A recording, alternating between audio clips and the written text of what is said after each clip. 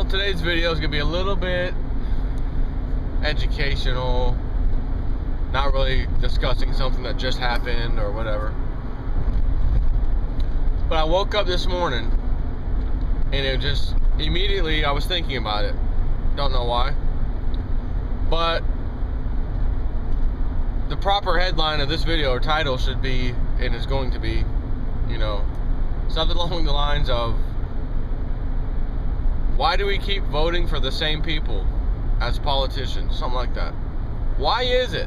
And when I say the same people, I kind of mean that it doesn't have to be the same person, but someone just like them that may be a Republican or a Democrat this time, or either or, whereas the prior person was the opposite. But they do the same things and they basically vote the same way as the other guy. How is it possible? And it hit me. As simple as it was, it's nothing more than a popularity contest. Let me tell you what I mean. We as humans, no other reason. It's not propaganda. It's not the, what the public school system is teaching us. I believe this is a simple human problem. And that is, we like to vote for the most popular guy or girl. That's how we vote. If we've never heard of them, they heard of that name. You ever hear that person's name? Ron Paul? Who? No, I'm not voting for that guy. I never heard of the guy. Can't vote for him. But, the Bush family, that last name, the Clintons, oh, everybody knows those names. Everybody knows those names. So, that's who I gotta vote for. They're popular for a reason. Everybody knows them for a reason, so they must be the right choice. And that's usually not even how someone thinks. At least that way you're rationalizing, well, maybe that's why, so I should vote for him. Most people just think, have I ever heard that name before? Yep, vote for him. Have I ever heard that name before? Never heard that name before. Don't vote for him. And let me give you a little example. When I was in 2nd or 3rd grade in Temple Terrace, Florida, there's a school by the name of Lewis Elementary. And the guy's name it was named after was Roland Lewis. So technically the school, Roland Lewis Elementary. And I remember, again, I don't know if it was 2nd or 3rd grade, but it was one of those grades. Because I was there through 5th grade. And they just opened the school when I was in 2nd grade, so that was my first year going there.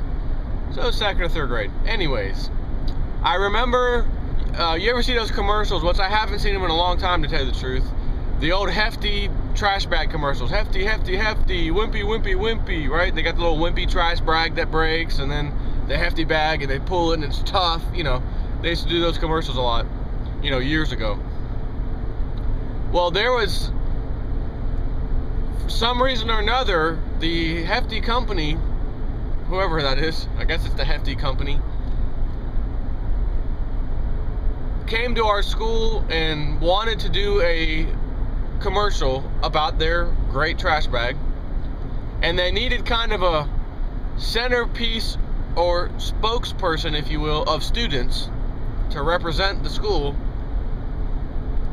and hold the hefty bag. And the way, if I remember correctly, it was so long ago, practically all or most, I think all of the school was out front where the buses and the teacher, the kids, their parents would drop us off. It was kind of a little horseshoe shape in and out. They wanted to film it there so they could back out and have pretty much everybody, all the students there, in like 2 or 3 different rows, people sitting, people kneeling, people standing, that kind of thing, so that we could get all of the school in there basically. But some one person had to hold the hefty bag. And I think everyone was shouting, Wimpy, Wimpy, Wimpy. And everybody else, let me pass this bozo, Speed limit's 55, let's go 30. And there's no traffic on the road, let's go ahead and do that. Anyways, yeah, it goes to show you, it doesn't matter if you're in the city, in the country, there's a bozo everywhere. Plain and simple. So anyways, we needed one person that they can't, they zoom out, everyone says, Wimpy, Wimpy, Wimpy, Wimpy, Wimpy, Wimpy, and then they zoom in, and this kid stands up, whoever we have to pick, the school spokesperson, in other words, the most popular kid that we all voted for, would stand up and say, hefty, hefty, hefty, with the trash bag in his hand, and they'd zoom into him, and that was the end of the commercial, something like that. So we all go out there, we do it, and the most popular kid in school is the spokesperson. We had to have some kind of little voting, if I remember correctly, of who do we want to be up there holding the bag, and it was not even close. It was guaranteed it was going to be this kid, and I still remember his name, Justin Birdsong. And I remember his name because his dad owned a sporting goods store in Temple Terrace called Birdsong Sporting Goods, and we would sometimes shop there, for things, whether it was cleats or a baseball glove or whatever. I believe those were the days before, the big sporting goods stores were around, like late 1980s or something, but, or maybe even mid 1980s if I was in second grade. Anyways, so we voted for this kid. Now let me just tell you who this kid is. As I just said, his dad owns a sporting goods store or whatever. But on the way home, on the bus that I took, we would pass his house. He was close enough to the school, far closer than I was. And once I got a little bit older, obviously second, third grade wasn't quite the riding bike to school age, but I want to say when I was in 5th grade, I was finally able to ride my bike to school, I think. May have been 4th, I don't really recall. And I lived twice as far from the school as he did. And by the way, when I say that, I'm only talking maybe 2.5, 3 miles max. So this kid was a mile and a half away from. Matter of fact, I know he was probably a mile from school. So we'd pass his house on the way, and it was a pretty nice house. Wasn't actually a McMansion, but it was definitely a pretty nice big house. And out front were always these 2 limousines, amongst their other cars, were these 2 limousines. And we would always see it. Well, guess, again, a mile away, now this kid can't be walking to school or even dropped off by his parents. No, he was dropped off every day in a limousine by the limo driver, I assume. I never did see who stepped out of the limo. I don't recall. Was it his father? Was it a limo driver? I just don't remember, don't recall.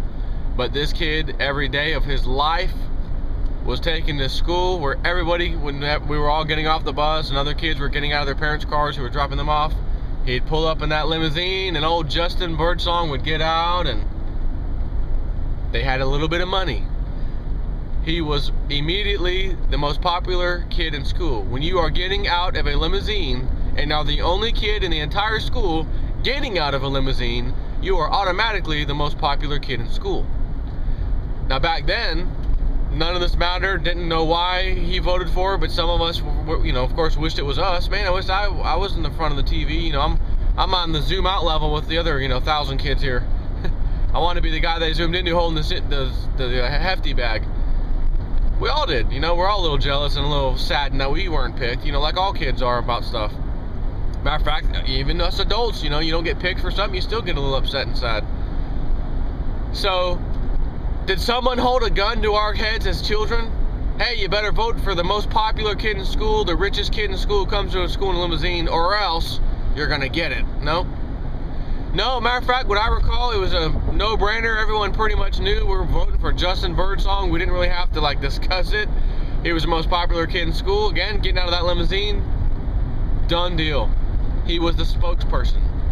So if that's how we reacted without any outside influence, no propaganda, no media, no government, even the public school system did not make me vote that way, trust me, or us kids.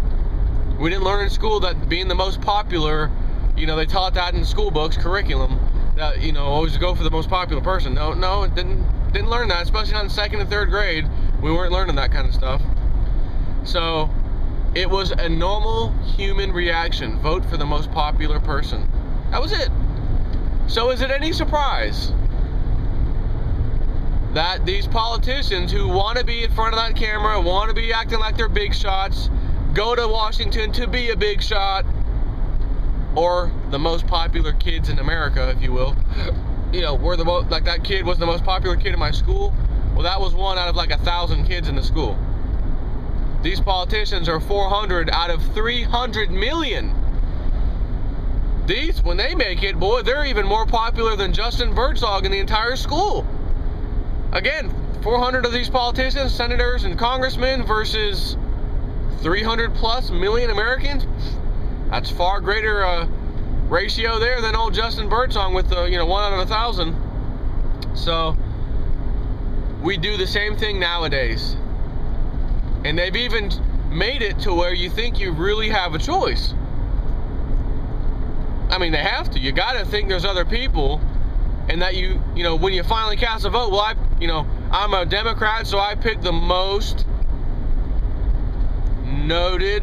known Democrat, who by chance they somehow put in front of me anyways. The Democratic Party chose that guy, so hey, thanks guys. And my other pal over here who likes the Republicans, well, he didn't have to really look too hard either. They picked the best, most popular guy in their party to represent them. So the Democrats get the most popular guy, the Republicans get the most popular guy, and then we have a choice. Hey, I've got 2 to choose from. And I'm not a Republican, so I'm voting for the Democrat. Oh, and I'm not a Democrat, I'm voting for the Republican. And as I said, they've already got the most well-known, likable guys in front of us. That honor student kid and the old most known student in class, in school, most popular. So let's go ahead and vote. And it doesn't, the thing is, it doesn't, like, for example, President Obama. It's not like it, he was known and popular, again, prior to him coming up and saying, hey, I want to vote, or hey, I want you to vote for me for the presidency. I want to be the next president. I mean, no one knew the guy, so you look at that and say, well, wait a minute, what about the most popular guy thing? Well, what happened? We were enabled by the media showing us this man's face over and over again, saying, hey, here's the new kid in town. Let's see what he has to say. And when you heard what he had to say back in 2008, how he was going to bring all this change and hope and fix this and fix that, and Washington's broke and open government, man, he rose to the top of popularity immediately. So if you are given the outlet to be in front of people for them to say, hey, I always had these 2 choices, oh, here's a 3rd choice, who's this guy, Obama? It's easy for someone like that who says the right things, and everyone gets to hear it and see it, to say, man, I mean, aside from the fact that he's 100% bald-faced liar, now that we've seen what he's done, prior to that, we didn't get to see what he had done, because he hadn't done anything, so we had to give him the chance. So what did he say he was going to do, because that's all we had to base it on. What is this guy promising us he's going to do? What change is he going to bring? And if you go look at any of those 2008 campaign promises, oh my God, this is the new popular guy. I like him better than the other guys. Wow, and I really like those other guys. That's how we were left. So that's how a new guy can come in and become the most popular kid in school like that. But it takes something for everyone else to be able to see this person doing, to say, hey, oh yeah, I know that guy now, because after he was done speaking and doing his campaign trail, everybody knew who Barack Obama was.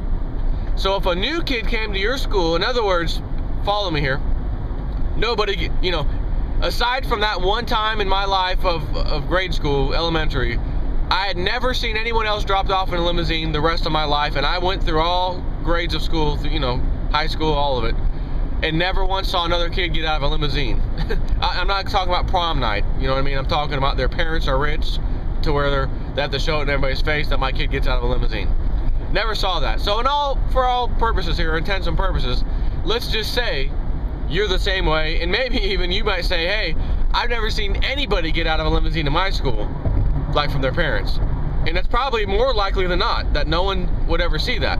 So again, let's just say the school is the school, and people want to be the class president, this and that, and again, there's always a little popular groups in school, but then some new kid comes out all of a sudden, girl or boy, doesn't matter, and they're getting dropped off every day, where everybody getting off the bus and everybody getting dropped off from their parents in normal cars see this new kid, girl or boy, again, doesn't matter, getting out of a phenomenally looking awesome limousine. Great clothes, of course, expensive. Nice hairdo, makeup, whatever for females, just, you know, like a professional did it. Just, wow, who is that? And you see it every day, getting out of this limousine. Trust me, all the cool kids in school will be going over there immediately to introduce themselves and become that person's friend. That's the way it works. So now the most popular kids, or the cool kids, have just made friends with the new cool kid who's even cooler than they are. They are now the top dog. And it would take nothing more than seeing this, and everyone's gonna know, oh, the new kid in the limousine, yeah, that's so-and-so. You know, that's old Brian Smith. Oh yeah, Brian Smith. Now all of a sudden the whole school knows his name. How is that possible? Because he stood out where everyone could see him. In other words, the cameras were on him. The news media put him out front and in front of everybody else. Hey, look at me, I'm a new guy, and here's what I'm about. I got money, I got a nice car, I'm cool as hell, I got nice clothes, you wanna hang out with me. And everyone else, for that purpose, yep, that's right, they do wanna hang out with them. And of course, then the voting starts for class president and this and that and spokesperson, and this kid starts winning hands down for everything. It's the way it goes. So if that's the way it goes, and that was when we were children without any kind of external influence, why in the hell does anyone think it's going to be any different as adults? As if we, you know, as if adults were, you know, we're supposed to be so much smarter, but we still do the same things. Again, as you start to do things when you're a kid, I mean, you walk the same way you do now as you were a kid. You learned how to walk when you were a child, and you followed that through the rest of your life. There's certain things you just become normal because you learned about when you're a kid, you continue to do to this day. We're supposed to get smarter as we get older, not stay the same. So, again, an outside influence that comes in and puts itself forward can make you change your mind at the drop of a hat, which is what happened with Obama. So if your country collapses, the financial system's destroyed, your 401k is destroyed, and again, stock market's breaking records all of a sudden. I mean, forget the deficit, forget 17 trillion in debt, forget the 48 million people on food stamps. I mean, the unemployment just went down to 7.7. Did you hear it on the news? You can't have 47 million people on food stamps when the damn unemployment just went down to 7.7%. Are you kidding me? The food stamps should be coming down in proportion with that, but it doesn't. It keeps going up. So we're being lied to by the most popular kids in school that are running our country. So one thing that's going to come out is that there's going to be the big collapse. It will happen. It's going to happen. I don't know if it's going to be tomorrow, next month, next year. It will happen soon enough. Just keep stacking your silver. I don't care if they destroy the price of silver. One last final attempt before they ride to the top themselves, the elite. It's very possible. I still felt, and I still feel that they could do that. And if they do, you better get your credit cards out to buy all you can, because that will be when the SLV declares itself bankrupt and cashes out and gives everyone pennies on the dollar worth of stock shares in the SLV. And then they don't have to show the silver that they never had anyways, because they can claim that they sold it off, which they didn't. And I've already talked at length of that in some of my older videos. But the purpose of this video is to say that something new is going to come out and be more popular than all these politicians that we always thought were the most popular, and that's why we voted for them. Just subconsciously, we did it. And that's going to be something far greater, far more important, staring you in the face that just happened. Again, financial collapse, dollar destruction, whatever it is, gas prices skyrocketing. Look at that. Hold on.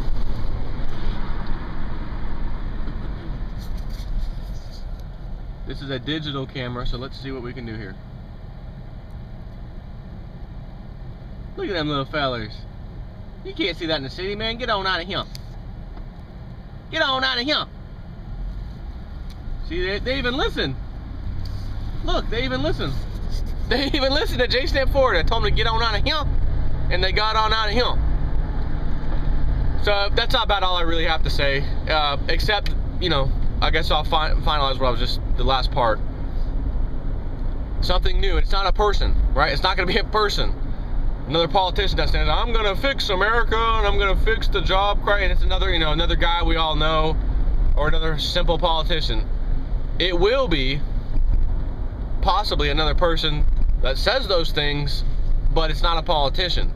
It was a guy like me or you that just came up and said, I've had enough, and somehow got on the internet or something and was able to be, famous that way, because the media is not going to do it, which means that's probably unlikely. Or the collapse happens, and that's technically the person, if you will, that gets in front of everybody. That's all of a sudden the most popular person, even though it's not a person, it's an event or multiple events. It becomes the most important. So then that's when people decide, and it'll probably happen in a flash, oh my God, what just happened? This is it. How do I deal with this? I can't vote the way I've been voting anymore. I've tried the Democrats, I've tried the Republicans. Now I'm forced to go from everything I've ever learned and known and vote for some party that I've never heard of. That's what's going to probably happen. That'll be the new important popular kid, so to speak. It's going to be an event. And hopefully that will make it to where the truly popular kids or politicians don't get voted back in. And again, with the voting machine problems, I don't know if it's going to matter. Before, it may take a revolution before any real change comes. But wanted to share that with you with a personal story. So take care.